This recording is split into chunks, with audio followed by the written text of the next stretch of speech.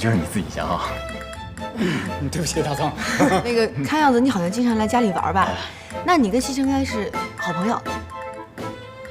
西城是我大哥，所以您是我大嫂，见过大嫂。对，你说的都对。那个，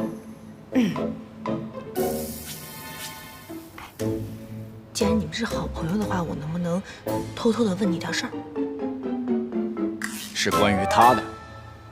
对。大嫂尽管问，我就是个吃里扒外的货。太好了。那个，我就是想问一下，顾西城身边有没有什么特别的朋友？特别的朋友？怎么个特别法？就是说，哎呀，说出来也不怕你笑话。就是我发现，他对女人好像一点兴趣都没有。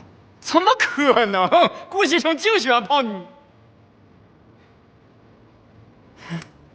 嫂嫂，我的意思是说，西城嘛，他和那些女子只是玩一玩而已，从来不会动真情，真的。从来都不会动真情。从来不动真情。嫂，拿信不报。我认识他这么多年，从来没有见过他和任何一个女人过过夜。完蛋了！完蛋了！完蛋了！完蛋了！我跟他结婚这么长时间了，他对我一点兴趣都没有，每天只喜欢和你们在一起玩。然后我……大嫂，我毕竟不是情感方面的专家，所以说我觉得可能他是不是有点太腼腆了？你不要再替他打掩护了。我知道你们是好朋友。实话跟你说吧，昨天晚上他做噩梦，说梦话我全都听到了。他梦里一直在说什么硕硕什么什么硕，所以我今天就是特别想问一下，你们周围到底有没有一个人叫什么什么硕的？硕呀，硕让我想想，硕哪个硕？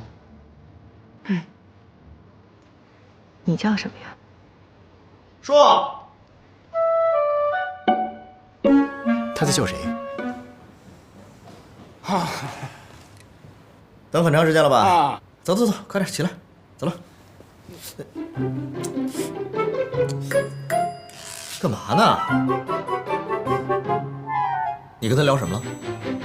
没聊什么。啊，这位就是你最好的朋友吧？那当然，我最喜欢硕了，是吧？走，快点。好，走。我们是不是走的有点太近了？咱们从小到大都走这么近。跟我走。